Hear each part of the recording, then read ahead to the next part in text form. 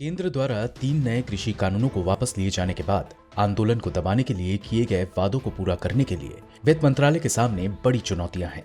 केंद्रीय बजट का एक बड़ा हिस्सा कृषि क्षेत्र के सब्सिडी के लिए, प्रमुख रूप से फर्टिलाइजर और एमएसपी के लिए आवंटित किया जाता है।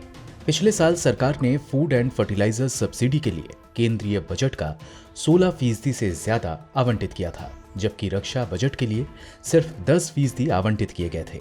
जब 2020 में किसान आंदोलन को बल मिला तो सरकार ने इन दो सब्सिडी के लिए 1.86 लाख करोड़ रुपए आवंटित किए थे, जो कि 2014-15 में मोदी सरकार के पहले पूर्ण बजट अनुमान में आवंटित 1.88 लाख करोड़ रुपए से कम था। दरअसल सत्ता में आने के बाद से ही नई एनडीए सरकार फूड एंड फर्टिलाइजर सब्सिडी के आवंटन में लगातार कटौती कर रही है। 2014-15 में इसने इन सब्सिडी के लिए केंद्रीय बजट का 11.35% आवंटित किया था, लेकिन 2020-21 तक कुल आवंटन को घटाकर 6.14% कर दिया गया। कृषि आंदोलन मुख्य रूप से इन्हीं परिस्थितियों में शुरू हुआ था। सरकार किसानों की सब्सिडी कम कर रही थी, लेकिन खेती पर आने वाली लागत लगातार बढ़ रही थी। इस बीच contract farming, competitive market pricing और सरकारी खरीद केंद्रों या मंडियों को बंद करने के केंद्र के फैसले से किसान पहले ही घबराए हुए थे। विशेष रूप से कृषि विधेयक पंजाब, हरियाणा और पश्चिमी यूपी के किसानों के लिए रेड अलर्ट साबित हुआ, जिन्हें सब्सिडी का 1/3 हिस्सा मिलता है। साल 2020-21 में सरकार ने महामारी से प्रभावित अर्थव्यवस्था से लड़ने के लिए अपने सब्सिडी बिल में लगभग 200% की बढ़ोतरी की।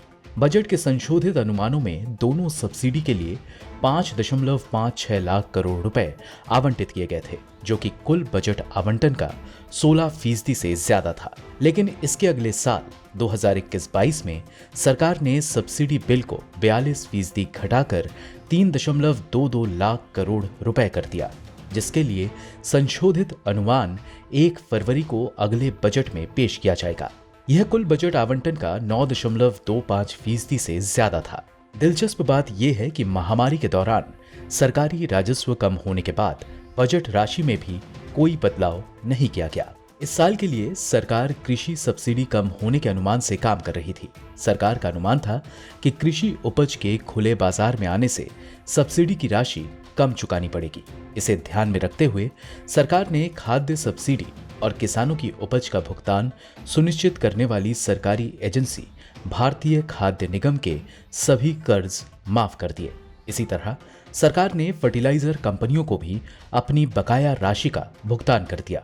अब वित्त मंत्री निर्मला सीतारमण के सामने जो दुविधा है वो ये है कि या तो अपनी बही खातों को संतुलित करने के लिए सब्सिडी बिल में और कटौती की जाए और हाल की जीत से उत्साहित किसानों के क्रोध को कम किया जाए, या ऐसे समय में जब अर्थव्यवस्था चरमराई हुई है बजट में बड़े घाटे का सामना किया जाए।